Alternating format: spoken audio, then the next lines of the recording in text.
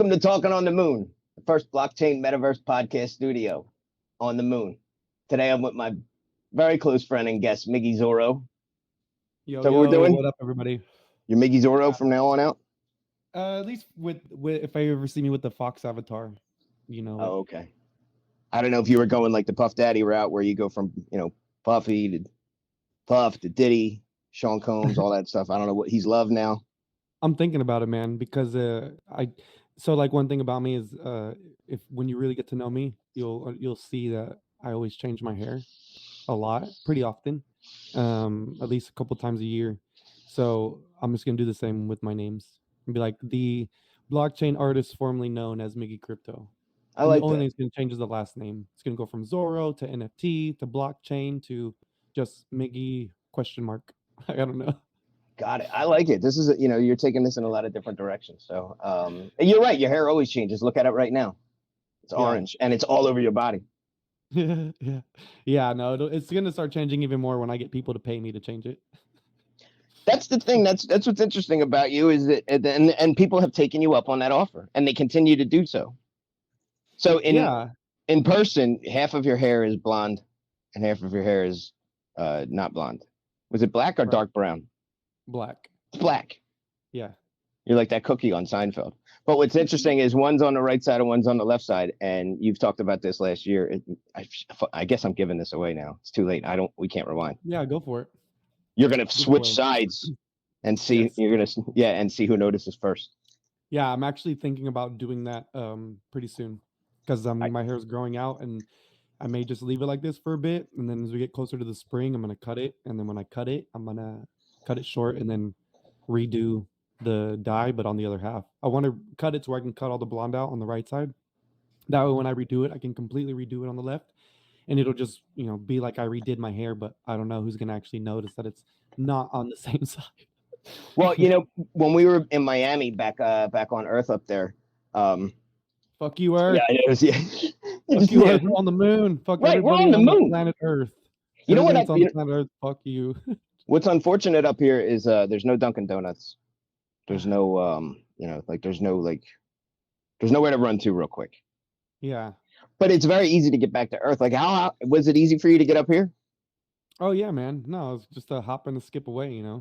I don't know if any of you know the game, but I got my own Star Fox ship, so just hopped in and done. It's parked right next to mine, I'm sure. So right over there. So I'll give a clip over there. But yeah, our cameraman is right now. He's completely focused on us. So shout out to our cameraman. Yeah, we have a panda that's our cameraman. All right. Now I guess we could start here. Yeah. So let's tell people a little bit about who you are. They know that you have different hair color. They know that you're willing to take money to change it. Right. And they know you have as far as they know, I'm a prostitute. At least with your hair colors. Yeah. The prostitute, that doesn't encompass all, right? Like in that case, everybody would be a prostitute. Like, yeah. Well, the reality is everybody is. Sure. Well, I guess the better word is everybody's a whore, There you go. Yeah, we're just not getting paid. Which stings a little bit more, you know what I mean? And it lands a lot heavier when you say it that way. But aside from that part of, you, what else about you? So who are you? Besides the fact that I will. Who the fuck is Miggy Crypto? That's the question, right? Your Twitter name. I often ask myself that question, very, very, many times a week. But so a little bit about me. I've been in the blockchain space, crypto space since about 2012. Just started off buying, selling, trading Bitcoin, scouring the internet for everything that had Bitcoin relations to it. Literally any platform that had the word Bitcoin attached to it. I spent years just trading, buying, selling in every avenue, which even funny enough, like compared to then to now, like it's still not much different. There still really isn't a lot you can access or go to that has to do with Bitcoin to buy, sell, and trade. So I did that for a long time, just very little ways, just was always involved with Bitcoin, staying current with the news, always talking about it, finding people who were interested or who were involved and starting little groups, working on little projects, nothing crazy. Did that for about 8-9 years, off and on. until last February. I got involved with NFTs. Shawnee Bear, a friend of mine from Justin Crypto and the Justin Crypto podcast, he sent me my first NFTs, which were as I said earlier, the Street Fighter ones. Then he sent me to Ken Bozak's Telegram. I didn't know anything about him, never knew him, but he told me how he was big into NFTs. And so we were doing like Saturday sessions on Zoom, 420 sessions where we were, talking about NFTs, opening packs. um it was cool because I was able to get involved with the community and try, I was able to help people, kind of direct them and guide them in the space, even though I didn't really know much about NFTs. I'd been spending, a lot of time learning about the blockchain and crypto. And so there was people in his group who had even had been there for a while who still didn't understand and how to navigate it. And I caught on pretty quickly because, just the underlying technology I was very familiar with. So I was Sure. able to help a lot of people. um, and I don't know if you heard me say earlier, but if you're near a tissue box, like hold on to it, because like what really drove me to be in this space, like what really pushed me to get as deeply as involved as I um, was how I kind of got started. So like like I said, I was in this community buying NFTs, kind of messing around, started sort of making them, whatever. Not really anything major. I had never had any intention to get involved the way that I am now. um, but my nephew, he passed away February 16th. I'm actually getting ready to go. It's about to be his anniversary of his passing. Mhm. So when he passed away, it was like right after I started getting involved in all this. And, it's very traumatic for my family, my sister, myself. We all kind of got um, stuck, for a bit. Everything just kind of stopped for a little while. Sure. He was, I had yeah. already, yeah, and I had been fortunate enough to be able to spend a lot of time with him and with them, because I lost my job in the pandemic in 2020. I'm sorry, yeah, right before all this happened. Oh, I'm sorry, yeah, I take that back. February 2021 is when I got into NFTs. 2020 Okay. is when I lost my job, and got, lived with my sister and was working in their food truck. And so in 2021 is when my nephew passed away. A couple weeks Okay. after I got involved and started getting in, with the community, like right when I started beginning this journey. And so again, like it was just very traumatic for us, where like everything kind of shifted, like. And at that point when he passed away, he was only 18. He just graduated, Mm. getting ready to go to barber school and do all this stuff. And it just really changed all of our momentum, like all of our paths, like whatever it was that we were going to do, it all stopped that day Sure. for every single one of us. Everything changed that day. And so for me personally, I knew that I had to find something to really dig into, because we were all lost. My sister, we all still struggle with it, especially now that it's coming up on 1 year that he's been gone. But my sister's really struggled. And one thing about, our relationship that I've always appreciated is that for some unknown reason, like I'm the youngest of the three, but my whole family looks up to me, in a way Sure. that really kind of puts me on a pedestal. And even my sisters, even they're older, they have families, they're doing a lot. They've even always held me in this way. My mom, my dad, like just put me in a place that like they always respected and followed what I did and who I was, and what I was about. So I knew it was important for me to really find my way through this, to move forward, and to understand that this change was there was no way of going back. Like I said, like nothing was Permanent. going to ever Yeah. be the same. And so we had to move forward. We couldn't stay where we were, because where we were was nowhere. It was like stuck in a void.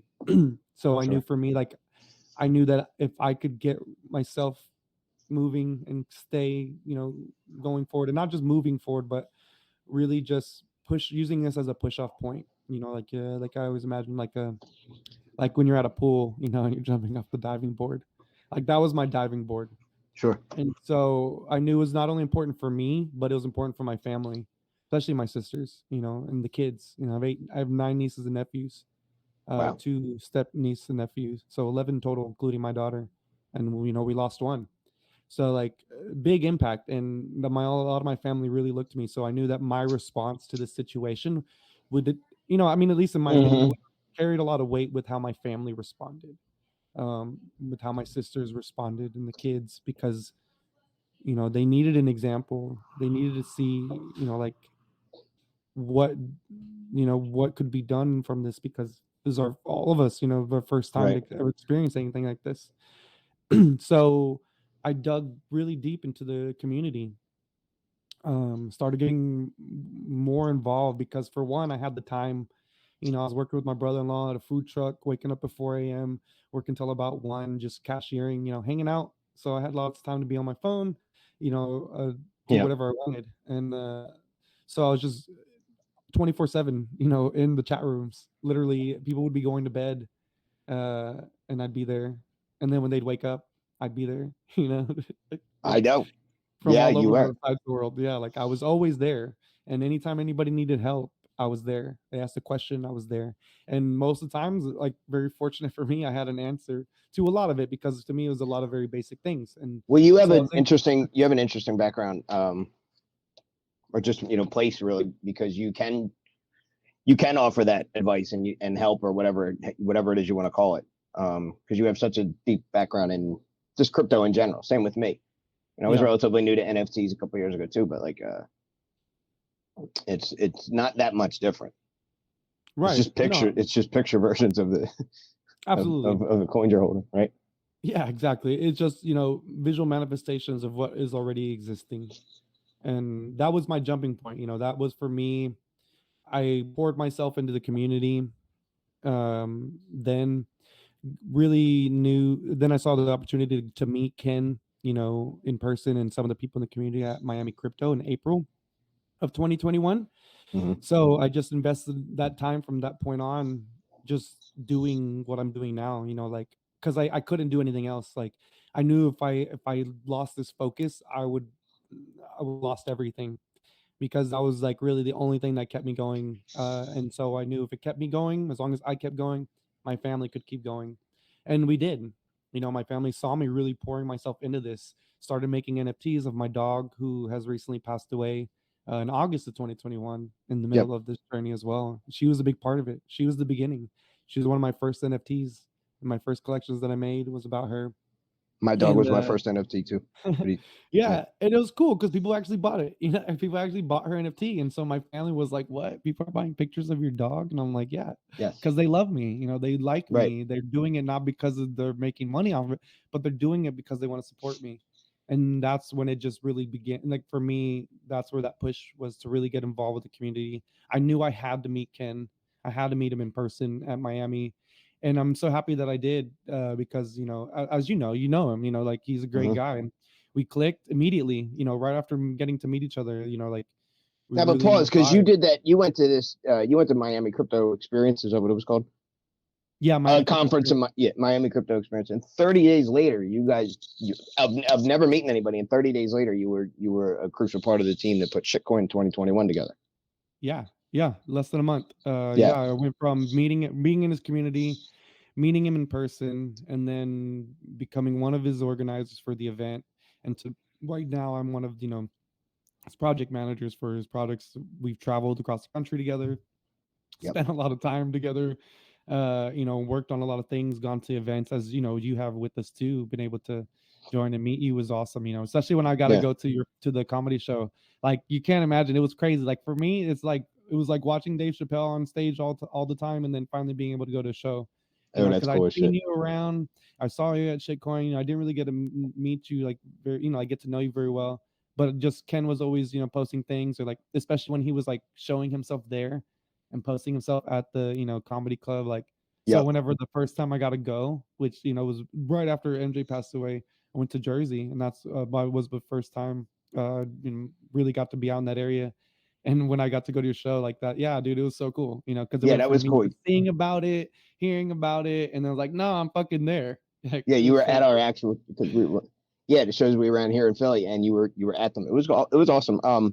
Yeah, and then all came. See, Kenny's he's a huge comedy fan. Like a lot of people Yeah. don't know, and I don't know if they knew that or not, but like he's a huge comedy fan.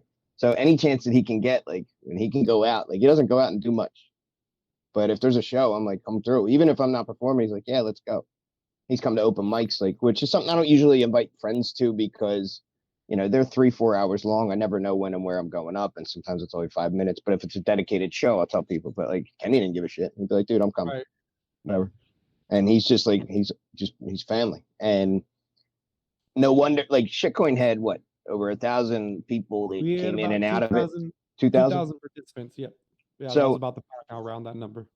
and it was all a bunch of people that like everyone was hanging out with each other, and for the most part, yeah, everything was done through volunteers or donation. And the vibe was because of kind of what, just how Kenny is with everybody, and like, look, if you're cool, you're cool, you're in your family. Like this event's yours just as much as it is his. Looking forward to the one that we're doing this year. I mean, it's just so cool. Like, yeah, we got a lot of cool shit coming up. So let's talk a little bit. I want to talk a little bit about here and what this is all about. Like, we're here in a metaverse podcast. The fucking moon. On the fucking moon, like as avatars. This is nuts. Like, I, for anybody that doesn't know, I'm a stand-up comic, and I have been for a while, but I started doing these shows in metaverse. I don't even know what you call them. Different metaverses. Yeah.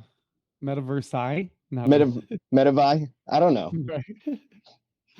But it got to this point now where it's like, this is so much more fun than Zoom shows or just like phone calls or whatever. And then I'm like, why the hell not? Let's just do a podcast. And I'm like, well, if I can make the background, let's just go on the damn moon. Like, this is neat for me, and there's a lot that I can do with all this. But if I remember the quote directly, it was, you fucks with that meta some shit. I forget what it was. Yeah. Fucks with, wait. I'd have to go back. Me and you were in a deep conversation, and you were like, yeah, I fucks with that metaphysical stuff. Was it metaphysical? Yes, I think so. Whatever it was hilarious. But shift gears a little bit into here. Like, what's been in your experience in the metaverse? Oh man, it's been great. Like, because I've been slightly involved, even if it's not been directly like into a thing like this. But being in chat groups, that's at least been like the Web 2 version of the metaverse. Being in Telegram and chat groups and joining little things. But now that being able to experience something like this, where I can jump on my computer, I can log in, and then here I am chilling on the moon, and I'm a fucking fox. You are a fox. It's a fox. Yeah, look at this. It's so much fun. Great. Ken bought me an Oculus not that long ago, and so I've finally been able to get like fully immersed in the metaverse, and I love it. Yep. I think it's a great opportunity, for one, just for people to have a space that they can go to that's for the most part can be open. A lot of them are restricted through the NFT things and having to have a crypto wallet and stuff, but in the bigger sense, they are all open and accessible. So having a place where you can be a fox and come and hang out on the moon, like being in the Oculus was great because now you have a little bit more immersive technology that you can physically move around, not just sitting on a computer. You can actually move around and do things. And for me, there's a lot of potential with that because not just, about the space, and it's inviting to people who can and should be there. And it's a great investment opportunity to buy these NFTs or to, broadcast like we are, or to have a gallery. But for me, what I really appreciate about this space is that it's going to be an opportunity for people who, in a normal sense, can't be in the public, can't for whatever reason, can't engage, whether they're handicaps, physical or mental, all kinds of things. Like, there's a lot of people in this world who are so very disconnected and very alone, and that's just because like physically they have these barriers and these walls. And so as much as it's a concern for people, like, oh, there's going to be people who get stuck in the metaverse and never meet another human being. It's like, well, good. How do you get stuck in the metaverse? If that's what they want, then go for it. But on the other hand, there's people who are stuck now today, and they're so lonely and so alone because they're not getting to engage or interact. I mean, even people who can't talk or do things, like maybe we'll have a metaverse where you could text type and it'll talk for you, or we could have our own little captions where I could type up my conversation. You can read it. but people who can't Yeah. walk, or can't move in a wheelchair, all these different things, for me, that's what I get. That's where I get the most joy out of it, knowing that this People could on potentially bring somebody that is so lonely, and like now they have friends. They people could on be on the moon house talking to. arrest. Yes. People, Oh you yeah. know, house arrest. On Yep. lockdown, on whatever. You know what I mean? It's for Yeah. everyone, and you can get Exactly. out and you can do all these things. Yeah, you could be a panda cameraman. Yeah, our cameraman's a panda. We will show the cameraman eventually, but yeah, no, But it's been incredible. You have to excuse it. That's the train going by on the moon. There's a lot going on up here. That's what's interesting. Is that that's why right. I picked this space where there's all these like rocks around us because there's Yeah. all those theories about like the moon being made of cheese. That's not real, but it's there's some shit going on inside. Right. I bet. They say the moon's hollow. I know that's what I'm getting at. There's some things Yeah. happening in here that And that's not theory. They've crash landed a satellite on the moon and used sensors placed around the you moon to see the resonance from it, and you want to go see found it. out. Yes. All right, we're gonna Unfortunately. go after the show because we can't show it because of Right. Yeah. National security. yeah, global security, interplanetary security. This is more than just a nation. Oh god. Yeah, That's it's so tough. crazy. There's a lot going on up here. There's the nation of the moon. There's a bunch. It's real funny when I look at the Earth. I can, I see Antarctica. Antarctica from here is basically the Earth's asshole. You know what's funny is I thought of that too when I first wrote all this, and I'm just like, someone's gonna point it out and leave it to Miggy Zorro. Antarctica, you are the butthole of the Earth. Really, I mean, there's what goes on. Well, that's an interesting butthole because there's a bunch of penguins and stuff down there. Right. There's a lot of We should get crazy that checked going on out. there. Right. We should get that looked into. What else? So do you have any plans to do anything specific in the metaverse that you want to talk about or you want to keep secret? Well, we are, working with I'm working with the Robos team for Ken, and we'll be doing more interactive things for our members in our community. We have Alt Space with Jerome, blockchain or token gamer, who has set up games for us. We have gallery spaces, we have presentation areas and things like that. So we'll be more active in that space. Me personally, I definitely want to do more. Like I want to have a setup like this, even just to have a place to hang out. Working on doing some, immersive galleries, hopefully, so that way, the artists that I'm working with, I really want to have them a place where they can put their own art and not have to worry about paying somebody to host the, art gallery for them. But Well, you yeah, can I come up definitely here want. anytime. You got the key to get up here. Not everybody has the button, but you got it. But no, and it's the same thing with me with Crypto Voxels. I bought I have a place in Crypto Voxels. I have a comedy club in there too, where the first floor is an art gallery. Yeah.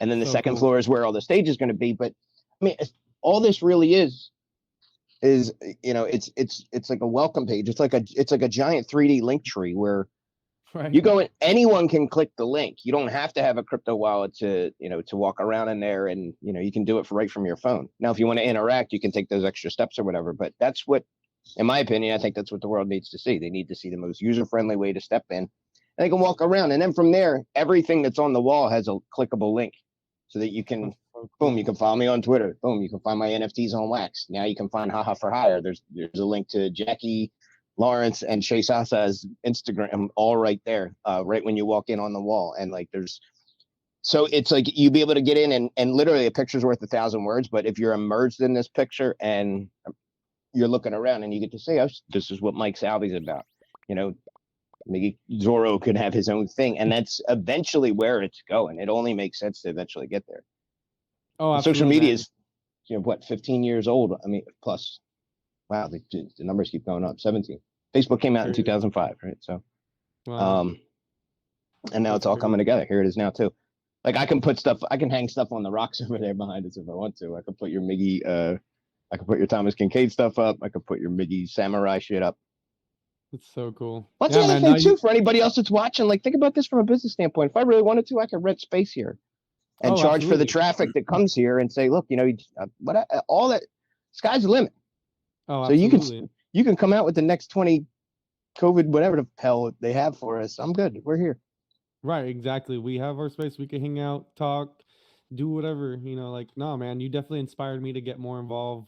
Just because I see you doing more metaverse stuff, and I've just been trying to figure it out. But Yeah, The big man. No, this selling is point dope. is just getting somebody to get in here, and that's why I think it's Yeah. so important to not have to jump through a billion hoops to go through all these steps to get into something. So because the second you're in here, you walk around, you're like, holy shit, this is Yeah. crazy. Oh, dude, I can't wait to do this and join in with my Oculus. I mean, it has the option to use a headset, so Yeah, if I and can you get get in with my hands. Oculus, oh yes, I'm not hooked up on my Oculus just yet. It's charging, but yeah, you get you hands. use your hands, you do all that stuff. Well, you showed me that too in Oh, alt Jerome. space. Yeah, in Jerome's alt Yeah, space I fucking blockchain love that. universe.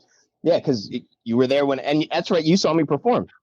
Yeah, yeah, yeah. So I did a Having show hands for is so Jerome's cool. audience, and all my NFTs and my YouTube looks and all that stuff he put up on the wall for me. But you ran up to me and you're like slapping me in the face with your Oculus hands. Yeah, I was There's pumping the nothing I could nose have and done stuff, about it. I can't do right? Because you anything have no about it. hands. That's the difference. I have no hands. So technically, I raped you because I remember putting my finger in your nose. You Sorry about definitely that. put. That's okay. This wasn't consensual, guys. I apologize. I don't think that's a technical, but you definitely put your finger in my nose. That's for Yeah. sure. Oh, dude, Anyways, I've been playing this game called Onward. It's like a Call of Duty okay. in the Oculus. Oh my god, so much fun. So much fun playing with these degens, these degenerate kids and adults in there. And Are you it's just in just there just shooting kids? This sounds no, horrible, I right? But suck. like, They're out there. oh, Well, they're fucking you I up, play yeah. the online, so we're on teams. But yeah, no, everybody. I mean, these people that I play with or have been playing with, they're so much better. So I'm the one who gets killed all the time because I'm still Oh trying to shit. figure it out. But it's like Yeah, real like life. You have a gun on your chest. You can, aim and shoot, and you got to walk around. You can duck. You can look behind walls. Like, it's legit, man. I'm excited to It's see all that stuff happen here, like yeah. crypto based and stuff like that too. And not to say that those things aren't out there or in the works, but yeah, man, it's cool. Yeah, so I got a question for you that I ask everybody. It's two questions. So what are your best and worst crypto experiences? Man, the worst. I can Yeah, let's start honestly with that one. say that I've been very fortunate to have very little bad experiences because most of them, well, the ones that I did have were in the beginning. And one thing to know about me is like I'm not much of a gambling person. I hate to lose money, so I was very Yeah, careful for a long yeah. time. But A the lot of us worst are in that thing, club. yeah, worst thing would probably be two things. Two things that happened to me in my journey that were well, actually a third one now, but very Oh similar. boy, So, I mean, it's coming out. yeah, Sorry. I mean, nothing crazy. I mean, it's nothing exciting. Like one time I got into an exchange, and I was loading some Bitcoin into it, and unbeknownst to me, I was like, you know what, I'm not paying a fucking fee, so it didn't, and that shit got stuck forever. And this was back in like 2012, 13. Oh, so that was So probably like $18 million right now.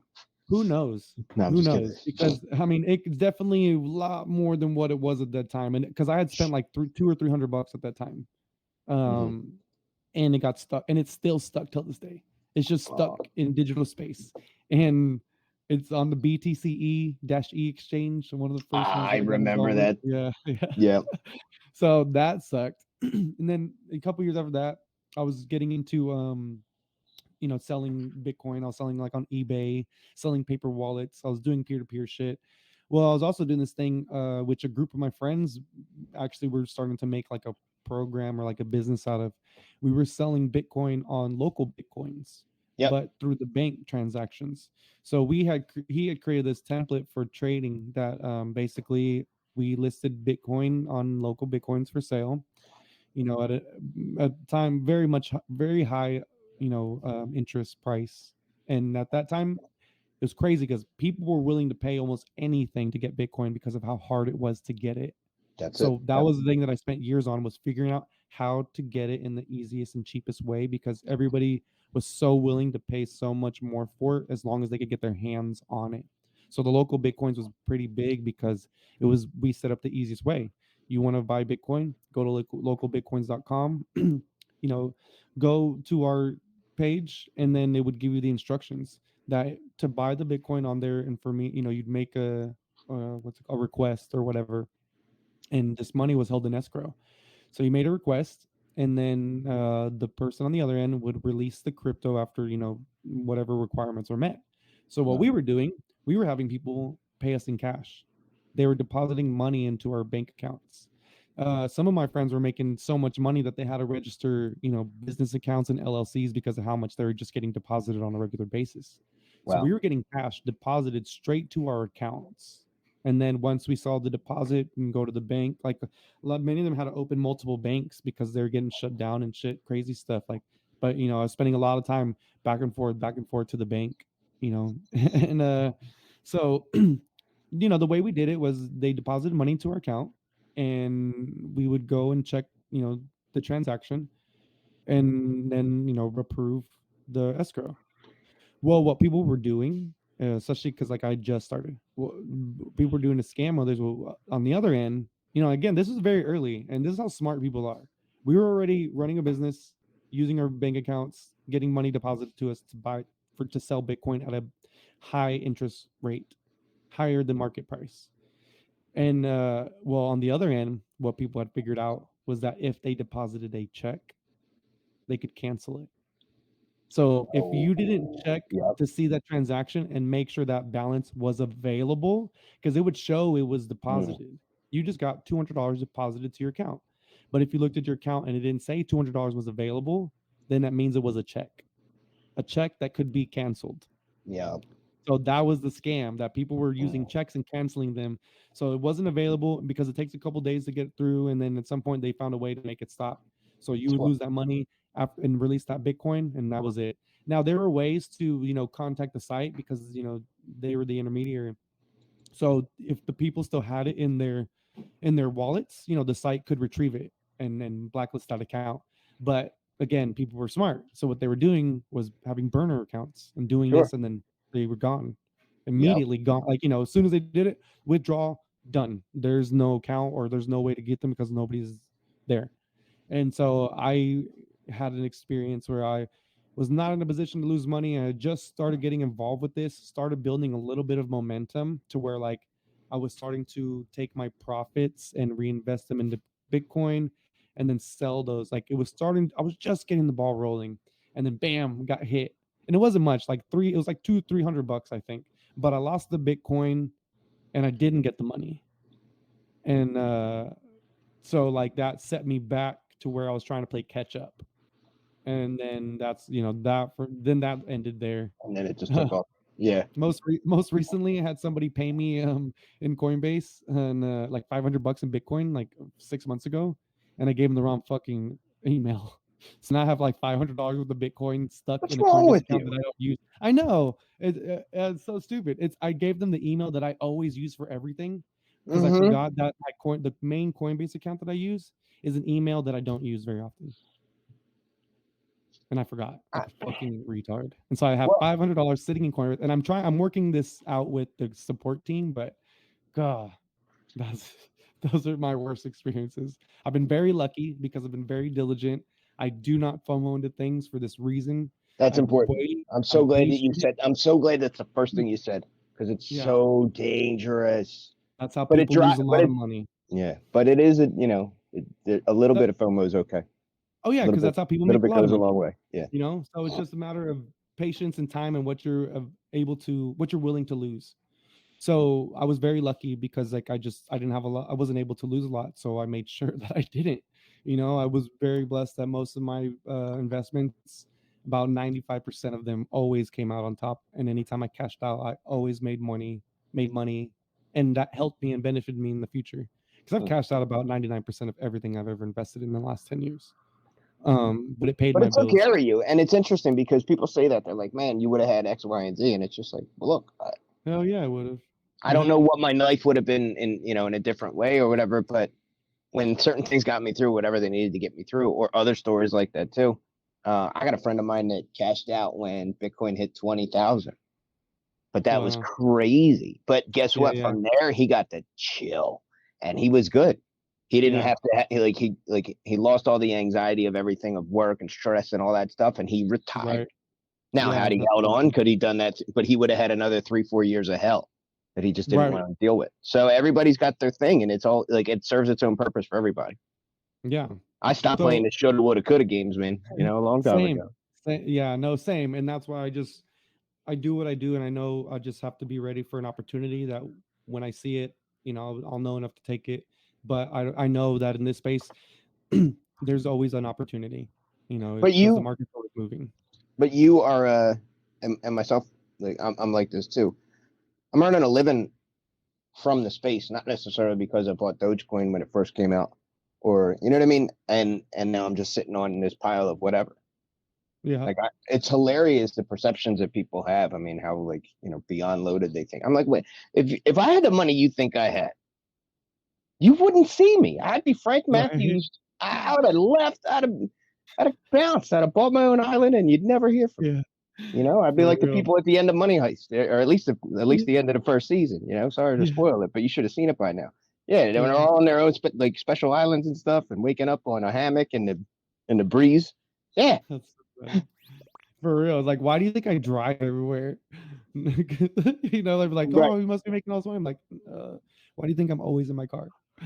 I'm not crying broke. No. Don't get me wrong either, but at the same time, it's Right. just like I'm cool, and it served its purpose so far. But I'm saying like you do a lot more than just you don't just make NFTs. I mean, you're so immersed in this space, and you're able to you're able to pull fruit from a lot of different parts of it. Same with me.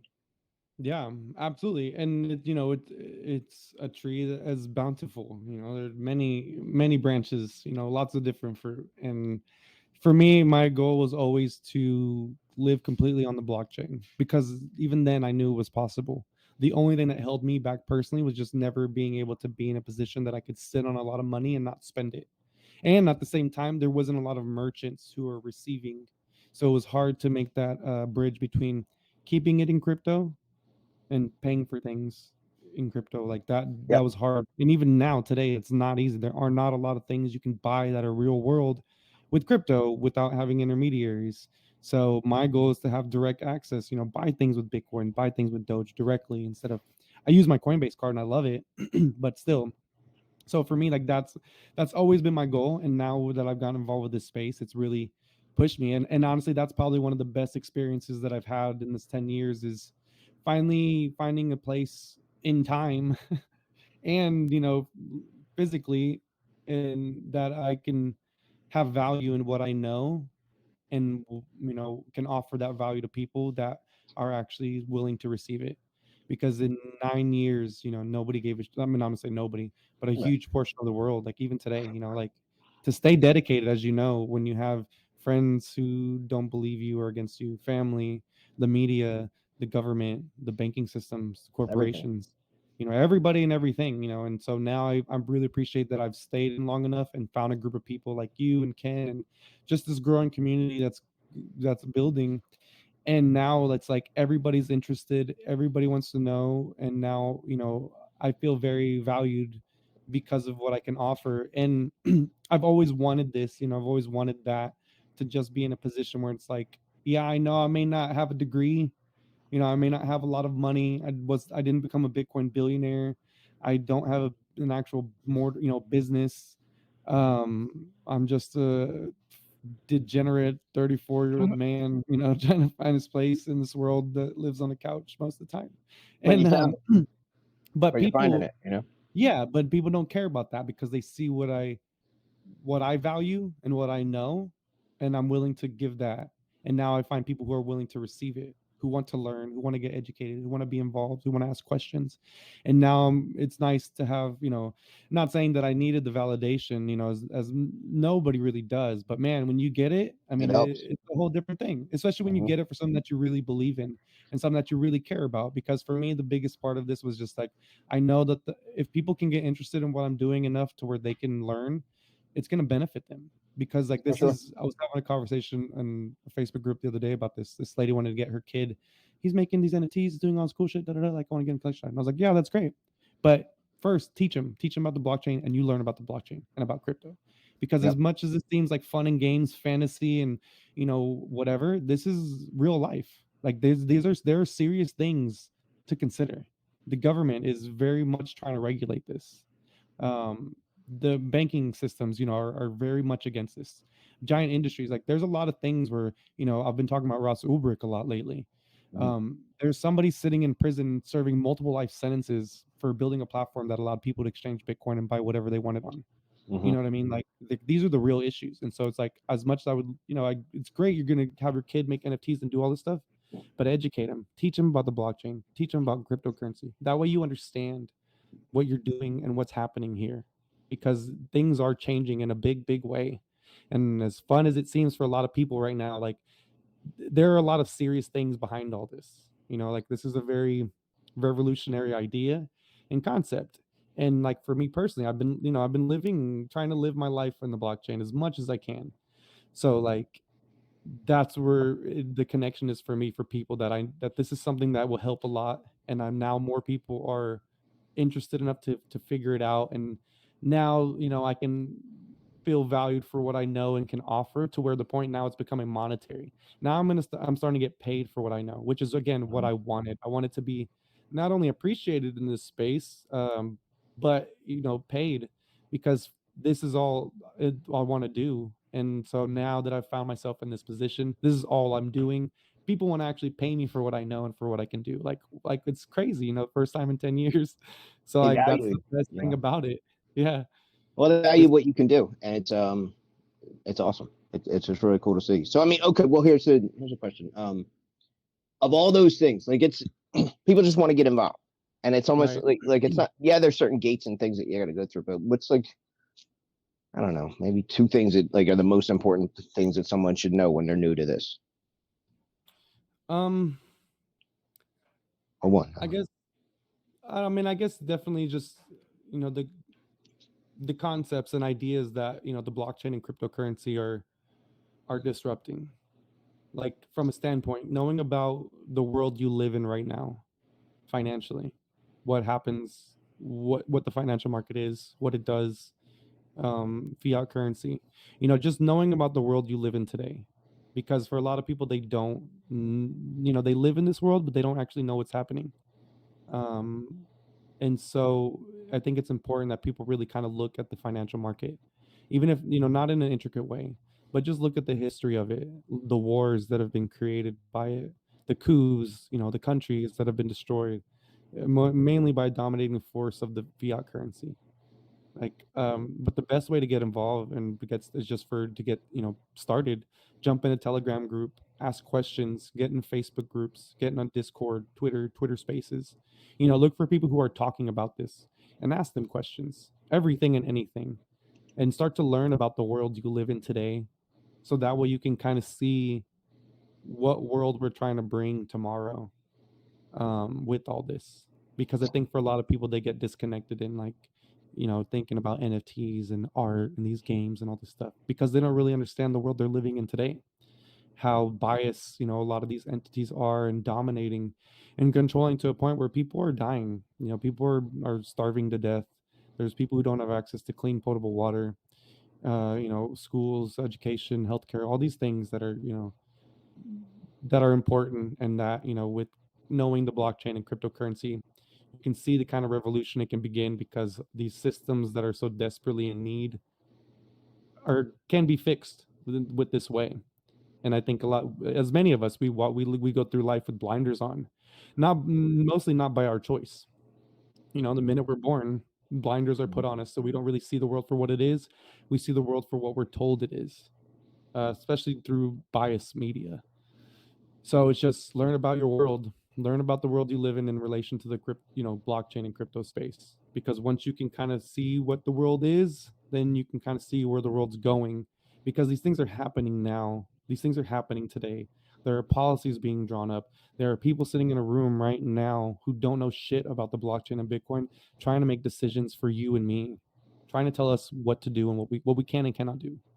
And I think the more people who can get involved and see that will start to take a stand. Because once these policies are implemented and they're not in our favor, every single one of us will be directly affected.